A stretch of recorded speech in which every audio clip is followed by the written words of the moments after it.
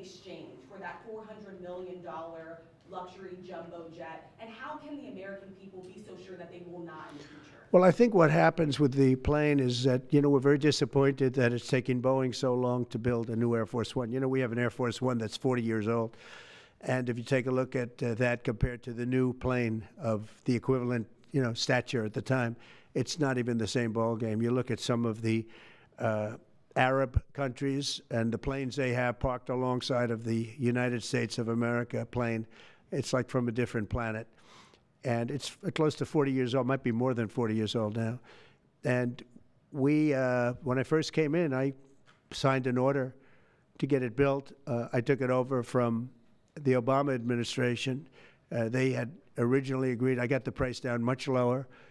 And then when the election didn't exactly work out the way that it should have, a lot of work was not done on the plane because a lot of people didn't know. They made change orders that were so stupid, so ridiculous. And it ended up being a total mess, a real mess. And when I came back, I said, by the way, what's going on with the Boeings that are coming in? Well, sir, they're way behind. And they are. They're way behind. They were way behind. Another mess that I inherited from Biden. And it's going to be a while before we get them. And I think Qatar, who has really, we've helped them a lot over the years in terms of security and safety. I think they, and very, very nicely, and I have a lot of respect for the leadership and for the leader, Qatar. And I think they knew about it because they buy Boeings. They buy a lot of Boeings. And they knew about it. And they said, we would like to do something. And if we can get a 747 as a contribution to our Defense Department to use during a couple of years while they're building the other ones, I think that was a very nice gesture. Now, I could be a stupid person and say, oh, no, we don't want a free plane. We give free things out. We'll take one, too. And it helps us out because, again, we're talking about we have 40-year-old aircraft. The money we spend, the maintenance we spend on those planes to keep them tippy-top is astronomical. You wouldn't even believe it. So I think it's a great gesture from Qatar.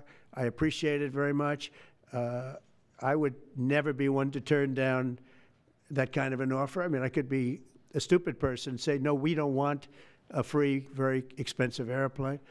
But I thought it was a great gesture. And I think it was a gesture because of the fact that we have helped and continue to, we will continue to, all of those countries, Saudi Arabia, UAE, Qatar, and others, we keep them safe. If it wasn't for us, they probably wouldn't exist right now. And I think this was just a gesture of good faith. And I don't get it. Someday it'll be like Ronald Reagan. They decommission them. They get to a certain age, they decommission them. It'll go to my library. They're talking about going to my library in years out. But I thought it was a great gesture.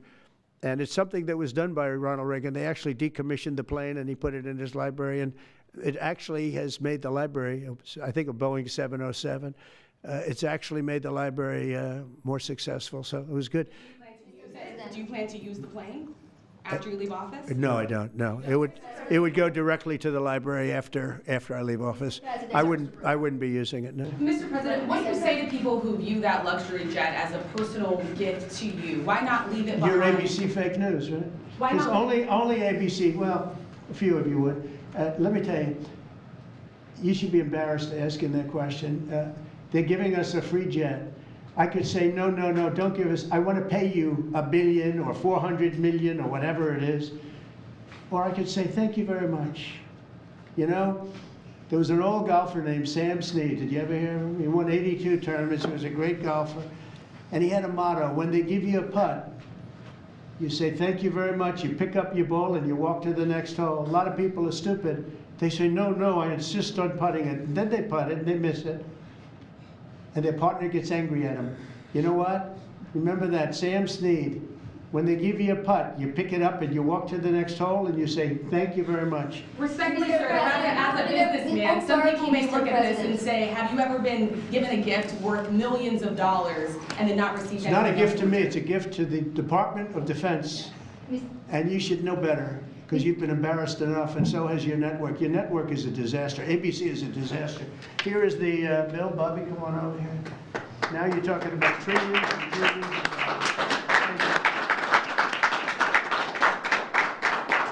Thank you very much, everybody. Mr. President, a quick question about Turkey. Thank you very much. Thank you, sir.